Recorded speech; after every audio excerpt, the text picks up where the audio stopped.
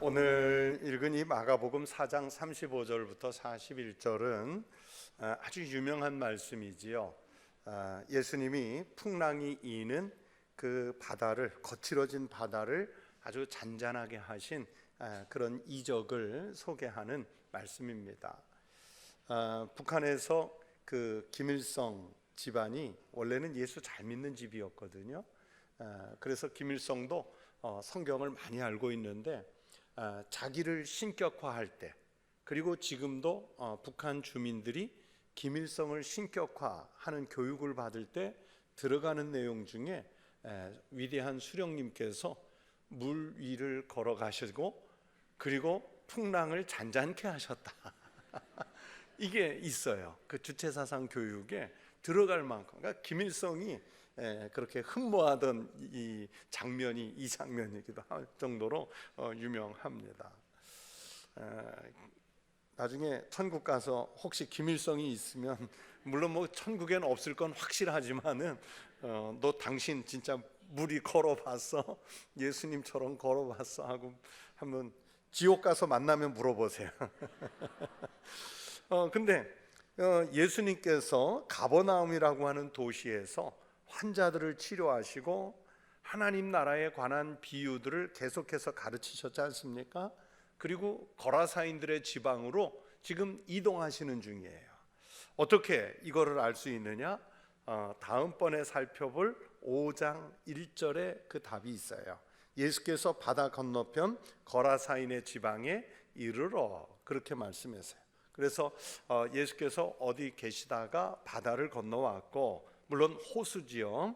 그 도착한 곳이 거라사인들의 지방이라고 5장 1절이 밝히고 있습니다. 그런데 그 호수를 또는 바다를 그 이스라엘 사람들은요, 이 지중해를 끼고 있기 때문에 바다가 뭔지를 알아요.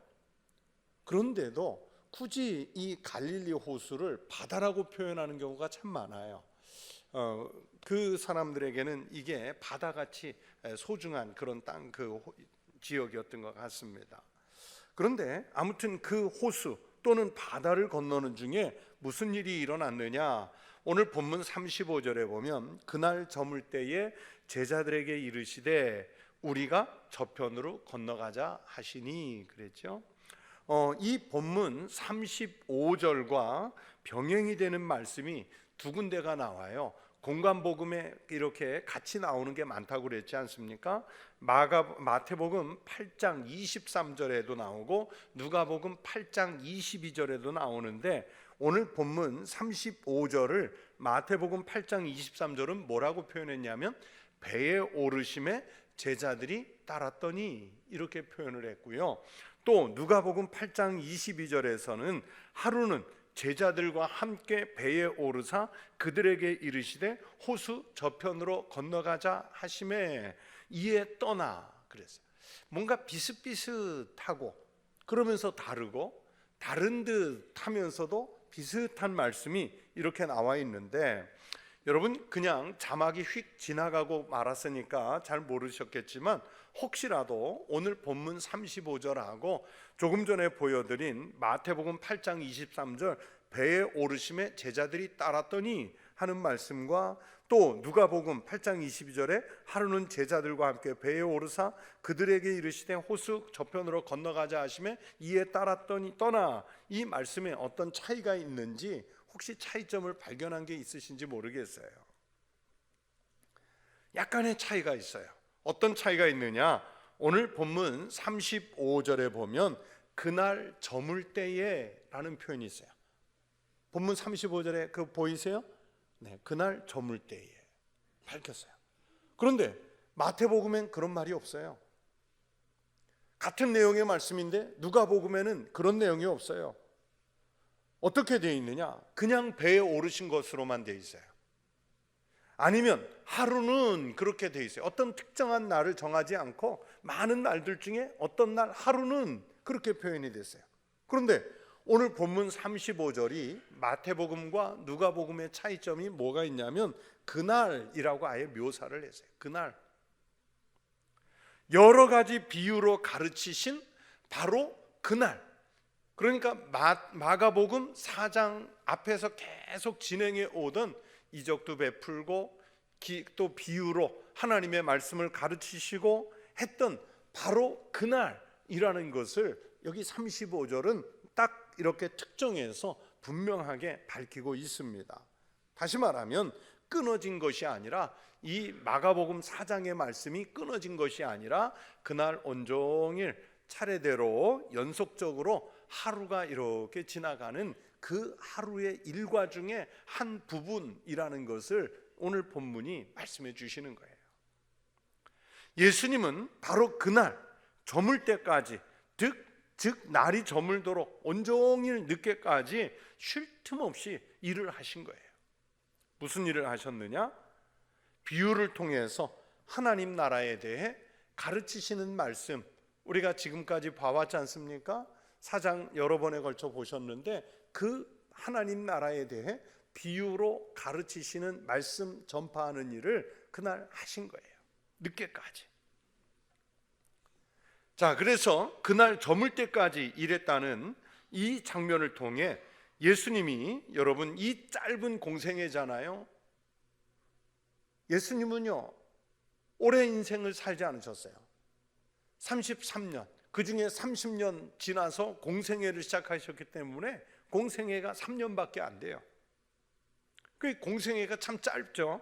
이 짧은 공생애를 많은 일을 하셔야 했기 때문에 아껴서 일하시는 그 예수님의 모습을 통해서 하나님 아버지에 대한 예수님의 충성심을 읽을 수가 있고요, 또 하나님의 아들로서, 그리스도로서 맡으신 그 일에 아주 열심을 내는, 우리 그리스도인들이 어떻게 열심을 내야 하는지 그 열심을 내는 모범을 보이셨고, 그리고 하나님 앞에 나온 그 무리들을 외면하지 않고 끝까지 또 깊이 사랑하시는 그 주님의 모습을 볼 수 있어요.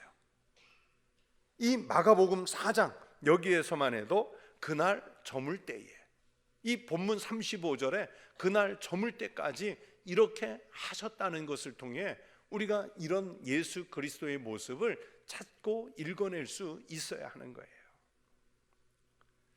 여러분, 예수님의 이 모습을 통해, 이 맡은 일을 하시는 모습을 통해 여러분, 우리는 어떤지 늘 예수님께 우리의 모습을 반추해 봐야 되지 않습니까?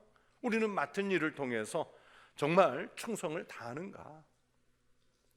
날이 저물도록 내가 할 수 있는 모든 힘과 내가 동원할 수 있는 모든 역량을 동원해서 시간을 아껴가며 힘을 쏟아가며 주님의 이 모습처럼 우리가 저물 때까지 일을 하는가? 사도 바울은요 고린도전서 4장 1절과 2절을 통해 말씀하셨습니다. 사람이 마땅히 우리를 그리스도의 일꾼이요 하나님의 비밀을 맡은 자로 여길지어다. 그리고 맡은 자들에게 구할 것은 충성이니라. 여러분, 사람들이요, 그러니까 여기서 말하는 사람은 우리끼리 말고 교회 밖에 있는 다른 사람들, 불신자들, 신앙을 모르는 사람들이 우리를 보면서 청북교회 다니는 저 아무개는 내가 신앙은 갖고 있지 않지만 그래도 하나님 나라에 대해 뭔가를 알고 있는 사람 같아, 이렇게 여겨주느냐예요. 하나님의 비밀을 여러분 좀 알고 맡고 그리고 담고 있는 것이 있으신지요? 만약에 우리가 그리스도의 일꾼으로 그렇게 인정을 받고 우리가 정말로 하나님 나라의 비밀을 알고 있는 사람이라면 우리 맡은 자들에게 구할 게 뭐냐? 충성이라고 말씀하신 거예요. 충성. 우리는요 충성을 위한 직분이 아니라 명예를 위한 직분인 경우가 많아요. 하나님의 영광을 위한 직분이 아니라 그저 내 이름 뒤에 붙어 있는 자랑스러운 그 장명, 그 직분으로 그냥 여길 때가 많아요. 만약에 하나님 나라의 일꾼이고 그리스도의 비밀을 맡은 그런 사람이라면 하나님과 교회와 성도들을 사랑하는 마음으로 또는 정말 충성하는 마음으로 내가 할 수 있는 힘을 다해 예수님께서 오늘 본문 그날 날이 저물 때까지 그렇게 하셨던 것처럼 우리가 해낼 수 있느냐, 열심히 일하고 있느냐, 이런 질문을 우리 예수님 앞에서 반추해서 해봐야 돼요.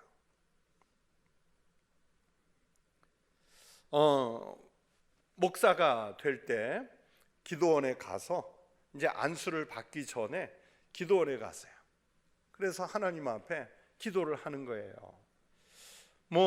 충성스럽게 잘 감당하게 해주십시오. 목회길을 하나님께서 인도해 주십시오. 신앙이 흔들리지 않게 해주십시오. 시험이 와도 흔들리지 않게 해주십시오. 많은 기도를 안수 직전에 하나님 앞에 쏟아내고 기도하는데, 그때 제 나름대로 서원한 게 있어요.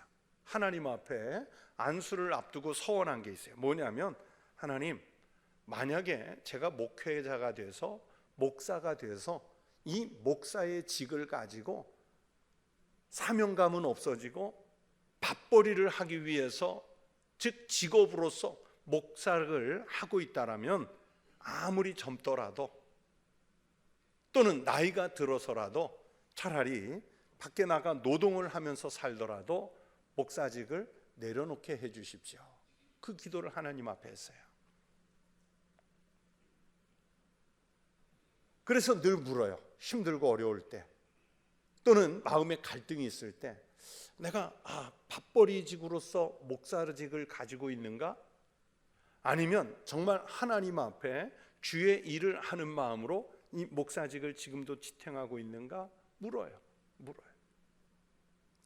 왜 그 서원 기도를 했냐면, 하나님의 일은 밥벌이나 명예가 아니라 정말 충성을 다해야 되고 열심을 다해야 되고 하나님과 교회를 사랑하는 마음으로 해야 되기 때문에 가지고 있어야 할 직분이지, 그저 내 이름 석자 뒤에 누가 불러주기를 바라는 그 뜻에서 가지고 있는 직분은 아니기 때문입니다.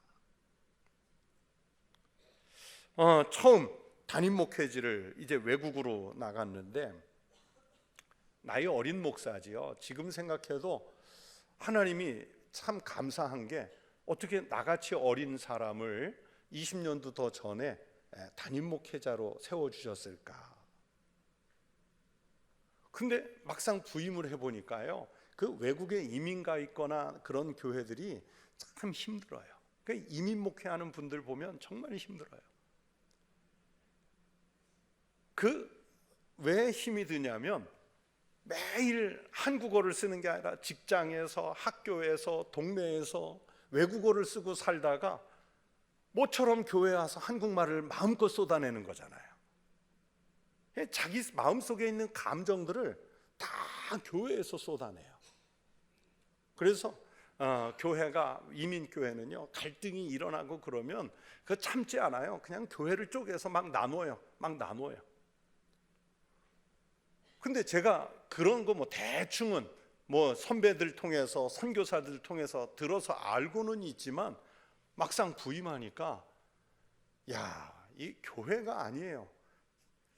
이 참 조심스러운 게, 거기서 지금도 제 설교를 열심히 듣고 있는 분들이 있어서 제가 정말 조심스러운데, 제가 오죽하면 주일날 설교 중에 무슨 얘기까지 했냐면, 제가 저는 늘 평안한 교회만 있다 왔기 때문에 이 교회가 이런 모습이었다면 제가 오지 않았을 겁니다. 그랬어요.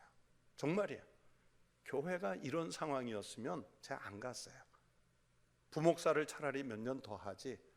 그런데 하나님 앞에 기도하는 중에 어떤 마음이 들었냐면, 하나님, 이 교회의 이 문제를 그래도 제가 해결할 수 있다고 여기시기 때문에 보낸 것 아니겠습니까? 하고 이제 제가 기도를 했어요. 근데 깨져 있는 상태가 어떤 상태였냐면, 직분 때문이었어요. 장로직. 이 한인교회이기 때문에 교단에 속해 있지 않아요? 소위 말하는 초교파. 그러나 이제 거의 장로교죠. 장로님이 한 6분 있는데, 이 싸우는 와중에 한 분은 시무 당회원권 정지를 당했고, 5분 중에 3분은 은퇴를 하셔야 되는데 은퇴를 안 하고 계시고, 2분은 재신임을 받아야 되는데 안 해요. 정부에 등록이 돼 있거든요. 그 교회 정관이 딱 등록이 돼 있기 때문에 이 법을 지켜야 되는 거예요. 이건 단순히 교회의 법이 아니라 그 정부에 등록된 정관이니까 의무적으로 지켜야 되는데 안 하는 거예요. 그냥 한국식으로 생각하고 사는 거예요. 장로직을 유지하기 위해 또는 심무정지된 장로직을 복구하기 위해 막 교회 변호사 비용을요 몇 억씩 써가면서 재판하고, 그 당시에 12개 한인교회가 있는데 6개가 이 교회에서 나온 거예요. 이 상황이 이해가 되시죠? 뭔가 문제 터지면 몇십 명이 나가서 또 교회 세우고, 또 문제 터지면 몇십 명 나가서 또 교회 세우고, 이렇게 해서 12개 중에 6개가 이 교회에서 나온 뿌리예요. 그런데요, 제가 장로님들 그 6분을 돌아가면서 만나도요, 다투는 분들은 상관 안 해요. 교회가 어떻게 되든 변호사비가 몇 억씩 나가든 상관 안 해요. 제일 중요한 게 뭐냐면 내 직을 유지하는 거예요. 장로의 직을 유지하는 거예요. 그래서 제가 나름대로 디데이를 정하고 공동의회를 소집해 놨어요. 그 공동의회 소집해 놓고 하나님 앞에 응답을 주실 때까지 기도를 했는데, 금식 기도를 했는데 열하루를 금식했어요. 열하루. 응답이 없어. 하나님 응답이 없는 거예요. 배는 고파 죽겠는데 응답이 없어. 하나님이 응답이 없어. 그 상태에서 매일 새벽 기도도 하고 수요 예배 인도하고 주일 설교도 하고, 근데 열하루쯤 되니까 어떻게 해야 될지 답이 나왔어요. 답이 나왔어요. 그래서 뭐 과정은 생략하고 주일날 정말 눈물 흘리면서 설교를 하고요, 공동의회 소집한 날, 그리고 회의가 시작된 다음에 직분이 중요한 게 아니라 교회를 지켜달라고, 성도들이 합심해서 교회를 지켜달라고 그리고 호소하고, 제 목양실에 오면 지금도 들어오신 분들은 뭐 유심히 보셨는지 모르겠는데 제 벽에 하나 써 있는 액자가 하나 있어요. 아생 기독사, 아사 기독생. 내가 살고자 하면 주께서 죽으시고 내가 죽고자 해야 주님 사신다. 이게 제가 전도사 때 어느 선비가 써주신 글이거든요. 그거를 강대상에 딱 세우고 교회를 깨지 마시라고, 사람은 떠나도 사람은 갈라져도 교회는 깨지지 마시라고. 오늘 이 공동의회 실패하면 우리 교회 또 몇 개로 짜겨질지 모른다고 했어요. 그러면서 교회를 지켜달라고 호소하고 그 액자를 세워놓고 이렇게 앉아있는 성도들 앞에 제가 큰 절을 올렸어요. 무릎 꿇고 절을 했어요. 그날 공동의회가 어떻게 됐을까요? 원만하게 해결이 됐어요. 진짜 원만하게 모든 게 정리가 됐어요. 그날로 은퇴할 분 은퇴하고, 신임 받을 분 신임 받고, 당회원권 정직된 분은 나중에 풀어주기로 하고, 그날 공동의회에서 해결이 됐어요. 그 직분이 얼마나 소중한지, 뭐 내가 충성하느냐, 뭐 열심히 하느냐, 최선을 다하느냐는 중요한 게 아니에요. 이 내 이름 뒤에 그게 붙어 있어야 되는 거예요. 여러분, 직분은요 폼으로 갖고 있는 게 아니에요. 명예로 갖고 있는 게 아니에요. 오늘 예수님이 그날 날이 저물 때까지 그렇게 일하신 것처럼 예수님의 사역을 본받아서 여러분 이름 석자 뒤에 여러분에게 적합한 교회를 통해 하나님께서 붙여준 직분이 있다면요, 여러분 그거 절대 소홀히 여기지 마세요. 분명 하나님께서 그 당시에 뭔가 하나님 나라의 일꾼으로서 하나님 나라의 비밀을 맡은 자 같기 때문에 붙여주신 직분인 줄로 믿습니다. 정말 예수님 공생의 기간을 아껴서 일하신 것처럼 열심히 최선을 다해 충성을 다해 날이 저물 때까지, 인생의 시간표가 저물 때까지 그렇게 일하시는 성도 되시기 바랍니다. 바로 그런 배경을 갖고 예수님이 이제 제자들과 건너편 거라사인들의 지방으로 옮겨가시는 거예요. 그런데 우리가 흔히 하고 있는 것처럼 예수님이 타고 있는 배 한 척만 가는 게 아니에요. 우리는 너무 많은 그 그림들 속에 예수님 타고 가시는 배가 막 풍랑 만난 거, 그거 하나만 보니까 그 갈릴리 호수에 그날은 그 배 한 척만 떠 있었나 보다, 그렇게 생각하시는데 아니에요. 왜 그러느냐? 성경이 말씀하잖아요. 36절에 그들이 무리를 떠나 예수를 배에 계신 그대로 모시고 가매, 또 뭐가 있어요? 다른 배들도 있었대잖아요. 다른 배들도. 그러니까 예수님 타고 가시는 배 플러스 다른 배들도 이 주변에 같이 동행해서 따라가고 있었다는 것을 알 수 있죠. 여러분, 예수님의 이적을 본 사람들, 예수님의 가르치심에 감동을 받은 이들이요, 예수님을 계속 따라가기 위해서 동행하려고 했다는 것을 알 수 있어요. 동행한 거예요. 그런데 바로 그런 상황에서 갈릴리 호수 한 복판까지 왔는데 갑자기 풍랑이 일어나는 거예요. 풍랑이 일어나. 오늘 말씀해 보니까 물결이 배에 부딪히며 물이 배 위로 쏟아져 배에 가득 채우고 있었다 그랬어요. 이거 얼마나 공포스러운 상황이었을까요? 두려웠을까요? 여러분, 배 타고 풍랑 만나신 분 있으면 손 들어 보세요. 어디서 어떤 상황에서 만나셨는지 모르겠는데 제가 손 들었잖아요.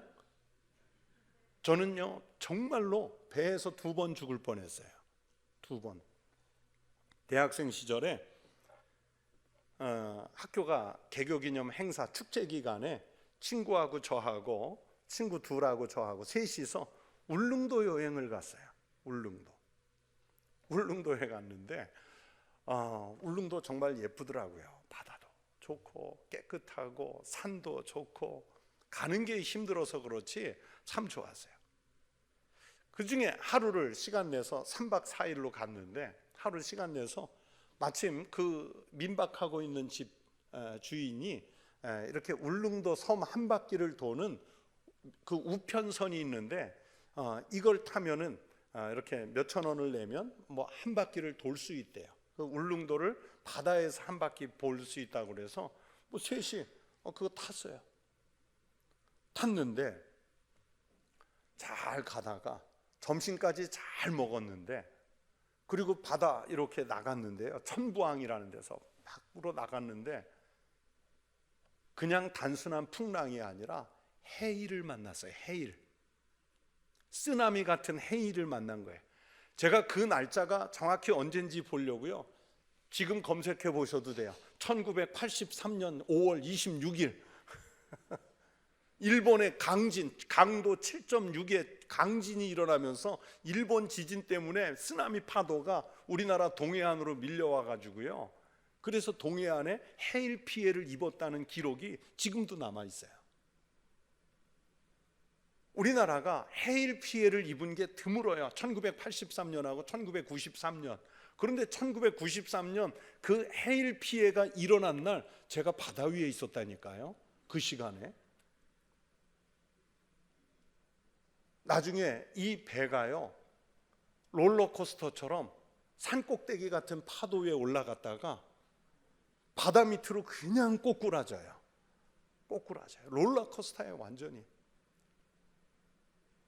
저쪽 멀리에 해군 함정, 이렇게 크지 않은 해군 함정이 우리를 구하기 위해서 나왔는데요, 접근이 안 되는 거예요. 접근이.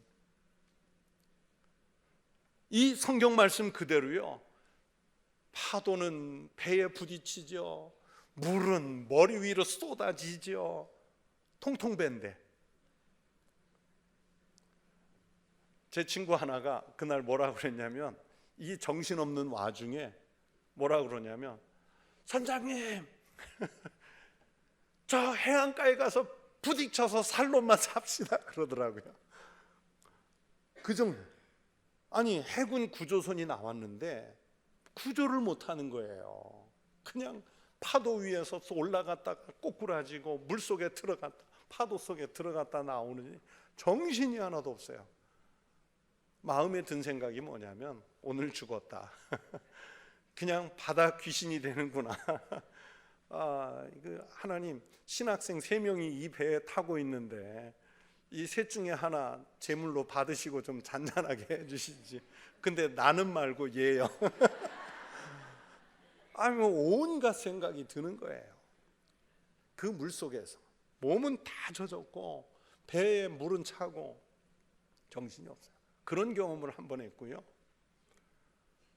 또 한 번은 1997년인데 제가 청년부 지도 목사였거든요. 이 청년들을 데리고 저 남태평양에 팔라우라는 데를 갔어요. 이제 봉사활동, 전도활동 다 마치고 한국으로 가기 전날, 그 해가 어떤 해냐면 대한항공이 괌에 추락한 그때예요. 그날 저희가 거기로 출발했거든요. 괌을 경유해서. 근데 이 팔라우는요, 태풍이 없는 지역이에요. 태풍이 거기에서 발생해서 필리핀을 통해 한국으로는 오지만 거기는 태풍이 없는 지역인데 그 팔라우보다 더 남쪽에서 일어난 태풍이 거기를 지나가는 거예요. 예고도 없이. 청년들 그 태평양 바다에 데리고 나갔는데 막 울릉도에서 만난 것보다는 약한데 막 파도가 밀려치는 거예요. 닥쳐오는 거예요. 바다 위에서 정신을 차릴 수 없어가지고 제가 물안경을 가지고 있었는데 배에서 물안경을 쓰고서 상황을 보는데 선장은 당황하고 우리를 인도하는 선교사님은 기도하고 있고 우리 청년들 저 뒤에서 막 기도하고 있더라고요. 근데 제 귀에 분명하게 들린 게 뭐냐면 하나님 저 살려주시면 주의 종의 길을 가겠습니다. 근데 그 청년이 진짜로 주의 종이 됐어요. 그날 서원으로요. 가끔은 파도를 만날 필요가 있어요. 또 그 중에 한 청년, 여자 청년은요, 자기가 만약에 하나님 살려주시면 선교사로 가겠다고 해서 네팔에 단기 선교사로 몇 년간 가 있었어요. 그래서 제가 그 생각할 때마다 하나님 우리 교인들 데리고 어디 가면 가끔 한 번씩은 흔들어 주세요. 그 청년 중에 그래서 한 사람은 목사가 됐고 선교사도 됐고 또 한 청년은 그날 목사 아내가 되기로 소원했어요. 그 파도 속에. 2번 다 죽는 줄 알았어요. 근데 청년들 데리고 갔을 때는 정말 무슨 마음이었냐면 요나와 같은 마음이 들었어요. 하나님, 이 청년들 20명 제가 데리고 나왔는데 부모에게 그대로 가야 되지 않습니까? 만약에 제가 희생해서라도 얘네들이 살아서 갈 수 있으면 하나님 감사하겠습니다. 근데 걔네만 살린 게 아니라 저도 왔잖아요. 그렇게 됐어요. 그 파도, 바다 위에서 파도는요 정말 무서워요. 끔찍하게 무서워요. 지금 예수님 제자들이 그런 거예요. 이 갈릴리 호수는요 예기치 못한 풍랑이 일어나는 장소입니다. 왜 그러냐면 저쪽 북쪽에 헐몬산이 있거든요. 헐몬산 꼭대기에 만년설이 있어요. 그 헐몬산에서 흘러내리는 유대 광야를 따고 내려오는 찬바람이 갈릴리 호수쯤에 이르면 저쪽 남쪽은 이스라엘 국토의 약 3분의 1 이상을 차지하는 네게브 사막이 있어요. 그리고 유대 광야라는 뜨거운 지역이 있어요. 거기에서 유대 광야 협곡을 타고 올라오던 더운 바람이 어디에서 만나느냐? 갈릴리 호수에서 만나는 거예요. 그러니까 더운 바람과 찬바람, 찬바람과 더운 바람이 갈릴리 인근에서 부딪히기 때문에 거기엔 습도도 많고요. 거기에는 예기치 못한 바람도 많이 불어요. 그래서 예수님 당시에 그 제자들이 이런 그 지정학적 위치를 뭐 잘 모르고 있었을 것 아닌 건 아닌 것 같아요. 잘 알았겠죠. 예수님이 타신 배만 아니라 함께 가고 있던 다른 배들도 지금 같은 상황을 만난 것 아니겠습니까? 그런데 이런 상황에서 예수님은 무엇을 하고 계시는가? 38절에 보니까 예수께서는 고물에서 베개를 베고 주무시더니, 배의 고물은요 어디를 말하냐면 배의 뒷부분을 말하는 거예요. 어떤 분은 이 성경을 읽으면서 그랬대요. 예수님은 베개도 갖고 다니셨나 보다. 아니에요. 이거는 정확하게는 뭐 연구를 해봐야 하겠지만 짐작으로 많은 주석학자들은 그 배 뒷전에 이렇게 좀 돋아 있는 부분, 거기를 말하는 거예요. 그래서 거기를 베고 이렇게 그냥 침묵처럼 삼으셔서 주무시고 계셨는데, 이 배는 지금 침몰하기 직전에 위기를 만났단 말이에요. 그런데 예수님은 너무 태연자약하게 그 배의 뒷전에서 주무시고 계시는 거예요. 지금 죽게 됐다고 막 두려워하는 그 제자들하고는 대조적인 모습이죠. 근데 왜 주무셨을까? 이건 제가 생각해 본 두 가지예요. 하나는 하루 종일 무리들을 가르치시느라고 너무 피곤하셔서 이 풍랑에도 깨지 않도록 그냥 깊이 잠에 빠져들으신 게 아닌가 하는 생각이 있고요. 또 하나는 이 위기를 만난 지금 현재 제자들의 신앙 정도를 그냥 모른 척하고 시험해 보시려는 상황이 아니었을까, 그런 그 생각이 들었어요. 하지만 예수님의 의도가 어떻든 제자들은 지금 막 다급합니다. 38절에 보면 제자들이 깨우며 이르되 선생님이여 우리가 죽게 된 것을 돌보지 아니하시나이까? 자신들이요 배를 스스로 다룰 수 있는 한계에 이르렀어요. 지금 통제 불능 상태입니다. 여러분 말씀드린 대로 이 제자들은요 갈릴리 호수에 매우 익숙한 사람들이에요. 그렇지 않습니까? 베드로, 야고보, 안드레, 요한, 갈릴리 환경에 익숙한 뱃사공들이었단 말입니다. 그런데 이들이 배가 통제할 수 없는 통제 불능의 상태에 빠지니까 이제 마지막 수단으로 예수님의 도우심을 구하는 외침을 왜 하는 거예요? 이 외침, 제자들이 깨우며 이르되 선생님이여, 선생님 우리가 지금 죽게 됐습니다. 왜 안 돌보십니까? 이 외침은 자신들의 경험보다는 예수님의 능력을 신뢰하는 요청인 거죠. 이들의 요청에 대해서 예수님이 어떻게 대응하십니까? 39절에 예수께서 깨어 바람을 꾸짖으시며 바다더러 이르시되 잠잠하라 고요하라 하시니 바람이 그치고 아주 잔잔하여 지더라. 예수님이 귀신을 통제하고 질병을 고치신 그 능력처럼 자연과 만물도 다스리시는 분이라는 것을 나타내는 장면이에요. 즉 모든 만물, 우리가 보는 모든 피조물의 세계를 완벽하게 다스리시는 전능하신 하나님, 그분이 바로 우리가 믿는 예수님이십니다. 바람과 바다가 잘못해서 꾸짖으셨나요? 여러분 바람은 부는 게 정상이고요, 바다는 파도가 치는 게 정상이고요, 바람과 파도가 만나면 풍랑이 일어나는 게 정상이에요. 그들이 뭘 잘못했어요? 그런데 그들이 잘못해서 꾸짖으신 것이 아니라 주님이 바로 이 만물, 피조물, 자연을 다 통치하시는 주권자이시라는 것을 이 말씀으로 보여주시는 거예요.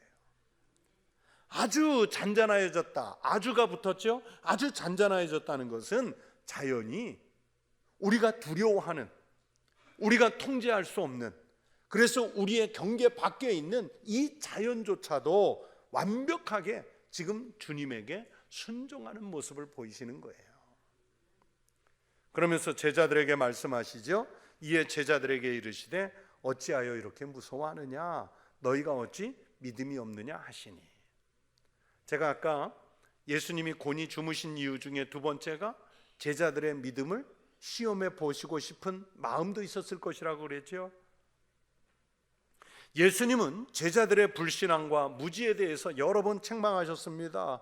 그런데 오늘 이 40절 말씀을 보면 아직도 제자들의 신앙이 예수님의 기대만큼 올라오지 않았기 때문에 하시는 말씀이에요. 너희가 어찌하여 믿음이 없느냐. 만약에요 제자들의 믿음이 확실했다면 아무리 큰 풍랑이 일어나고 물이 배 안으로 부딪혀 밀려 들어와도요, 여러분 이 제자들은 지금 염려할 필요가 없어요. 왜 그렇습니까? 지금 예수님이 자기들과 한 배에 있잖아요. 그렇지 않습니까? 이 배와 가까이 있던 배들도 마찬가지입니다. 예수님이 어디 멀리 계신 것이 아니라 지금 함께 가고 있는 바로 내 옆에 예수님이 나와 함께 계시다는 것을 알고 있단 말입니다. 자신들을 구원할 수 있는 신이, 하나님이 옆에 내 안에 계신데 여러분, 이 제자들이 무섭고 두려워할 게 뭐가 있겠어요? 지금 이 풍랑이는 바다 한복판에서 제자들이 그런 것처럼 여러분, 우리가 인생을 살면서 왜 두렵습니까? 우리가 그리스도인, 천국교회 교인 이런 이름을 가지고 있으면서도 우리가 힘든 일을 만나면 왜 두렵습니까? 지금 제자들이 그런 것처럼 주님이 나와 함께 계신다는 것을 아직도 확신하지 못하기 때문입니다. 그래서 두렵고 불안해요. 제자들이나 우리가 예수님이 어떤 분이신가를 확실히 알고 나와 함께 하신다는 것을 확실히 깨닫는다면 좀 더 우리가 의연한 모습을 보일 수 있지 않았을까? 또 앞으로도 보일 수 있지 않을까? 예수님이 이 와중에 주무실 수 있었던 것처럼 우리도 안정과 평온을 이룰 수 있지 않을까? 여러분, 그런 믿음을 마음속에 확실하게 굳게 붙잡고 계시는 성도 되시기 바랍니다. 그래서 어떤 상황에서도 나와 함께 하시는 하나님, 어떤 길을 가더라도 나를 정확하게 인도하시는 우리 주님을 신뢰하는 하늘의 백성들이 꼭 되시기를 축원합니다. 그래서 이 과정을 다 지금 제자들이 목격하고 있잖아요. 그 제자들이 반응이 뭡니까? 41절에 그들이 심히 두려워하여 서로 말하되 그가 누구이기에 바람과 바다도 순종하는가 하였더라. 여기 41절에 여기서 심히 두려워하였다, 이 말은요, 헬라어 원문으로는 무슨 뜻이냐면 큰 두려움으로 두려워하며, 그래요. 두려움으로 두려워하며, 그러니까 두려움을 가중시켰어요. 두려움이 반복되고 있고요, 거기다가 큰 이라는 수식어까지 붙어 있죠. 이게 무슨 뜻이냐면 히브리 사람들의 방식으로 해석을 하면 그들이 느끼는 두려움은 두려움 위에 두려움이 켜켜이 쌓이는 만큼 그 두려움이 대단하다는 뜻이에요. 그런데 이 두려움은 무서운 두려움이 아니에요. 공포의 두려움이 아니에요. 경외감을 느끼는 두려움이에요. 예수님에 대해서 느끼는 그 경외감이 지금 직전에 풍랑을 보고 두려워했던, 파도가 배전에 부딪히고 물이 쏟아지는 것을 보면서 두려워했던 그런 두려움이 아니라 예수님을 경외하는 마음에서 갖는 두려움이에요. 그래서 이들이 말하죠. 서로 말하되 그가 누구이기에, 감탄합니다. 경외하는 하나님을 직접 대면한 사람들이 느끼는 그 두려움이에요. 이 심히 두렵다는 게. 출애굽기 3장 1절부터 6절에 보면 모세가요, 떨기나무 불꽃 가운데 나타나신 하나님을 보죠. 그러면서 두려워하지 않습니까? 그 두려움이 오늘 배전에서 예수님을 보고 심히 두려워한 그 두려움이에요. 모세가 그 두려움을 느꼈어요. 사사기 13장 22절에 보면 삼손의 아버지 마노아가 여호와의 사자를 보고 하나님을 직접 배웠다며 두려워하죠. 바로 그 두려움이에요. 내가 오늘 하나님을 직접 만났기 때문에 난 오늘 죽는다. 그 두려움이에요. 바로 그런 두려움이에요. 그래서 이런 두려움은 세상적인 두려움이 아니라 주님을 직접 만난 사람들이 느끼는 두려움, 경외감이에요. 여러분은 예수님을 믿으면서 평생 신앙생활을 하면서 주님을 믿는 믿음 때문에 이런 두려움을 느껴보신 적이 있으신가요? 이런 두려움과 이런 경외하는 마음, 신앙이 회복돼야 할 줄로 믿습니다. 여러분, 그래야, 조금 경솔한 표현일지 모르지만 이 두려움이 있어야, 그래야 하나님 앞에서 까불지 않아요. 오늘날 우리 교회와 그리스도인들이 세상 사람들이 무시하고 손가락질하고 할 정도로 왜 우리가 모범이 되지 못합니까? 그것은 주님을 우습게 알기 때문입니다. 교회와 그리스도인들이 주님을 두려워하는 그 마음이 사라졌기 때문입니다. 우리가 또 교회가 정말로 주님을 두려워하는 그 경외심에 휩싸여 있으면요, 세상의 어떤 권세자도 어떤 많은 수의 무리도요, 한 사람의 그리스도인을, 하나의 교회를 함부로 할 수 없어요. 오늘 이 예수님의 제자들은 풍랑이는 바다에서 비록 믿음이 없다는 것 때문에 주님에게 책망을 당했지만, 그러나 오늘 이 장면 속에서 제자들은 예수님의 본 모습을 또 한번 보면서 주님을 향한 깊은 심히 두려운 경외심을 한 단계 성장시킬 수 있었습니다. 그런 것처럼 우리가 지켜야 할 믿음을 잘 지켜서 사는 신령한 거룩한 하나님의 백성들 꼭 되시기를 바랍니다. 하나님 앞에서 경솔히 하지 말고 언제나 하나님 앞에서 두려운 마음으로 경외심을 갖고, 하나님이 우리에게 무엇을 명하시든지 또는 어떤 직분을, 사명을 맡기시든지 그 직을 하나님을 경외하는 신앙의 고백으로 잘 감당하는 믿음의 성도요, 일꾼들, 주의 제자들이 되시기를 우리 주의 이름으로 축원합니다. 기도하겠습니다. 하나님 아버지, 감사합니다. 풍랑이는 바다에서 예수 그리스도를 만났던 그 제자들의 그 두려움, 경외심이 오늘 주님 면전에 나와 예배하며 말씀을 듣는 우리의 신앙 고백이 되게 하여 주시옵소서.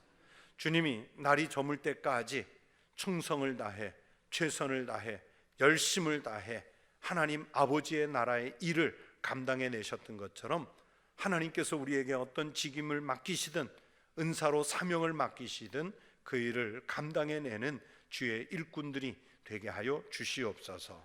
우리 그리스도인 한 사람이, 그리고 세워주신 교회 하나가 이 땅에서 우리의 사명을 충성스럽게 감당함으로 하나님께는 영광이 되고, 세상에 풍랑이는 이 모든 모습들은, 시류들은 아주 잔잔하게 하는 역사가 일어나게 하여 주시옵소서. 이 시간 주님께 귀한 예물을 바친 손들이 있습니다.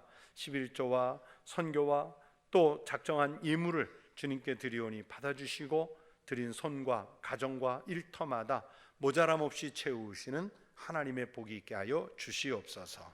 감사하오며 예수 그리스도의 이름으로 기도하옵나이다. 아멘. 네, 교회 소식을 두 가지만 말씀을 드리겠습니다. 세 가지를 말씀드리겠습니다. 하나는 12월 3일 주일날 찬양 예배 시간은 재직 수련회입니다.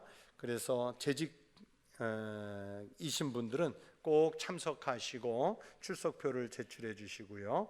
그래야 내년 재직으로 임명이 됩니다. 그리고 구역장님들이 여기에 지금 많이 계신데 구역 변동 사항을 교구 목사님들에게 꼭 알려서 내년 요람 제작하는 일에 차질이 없도록 도와주시기 바랍니다. 그리고 장례식 광고 하나입니다. 그 3교구의 그 반냥이 성도 오창 6구역이십니다. 반냥이 성도 별세하셔서 그 박정순 신라동학 2구역의 박정순 집사님 자부입니다. 교회가 장례를 집례합니다. 입관은 오늘 12시 30분에 있습니다. 교회에서 예배 끝나는 대로 출발하겠고요. 발인은 내일 아침 7시에 있겠습니다. 교회에서는 6시 30분에 출발합니다. 장소는 충북대병원 장례식장입니다. 또 유족 위로해 주시기 바랍니다. 다른 소식들은 주보를 참고해 주십시오. 96장 찬송을 드리겠습니다.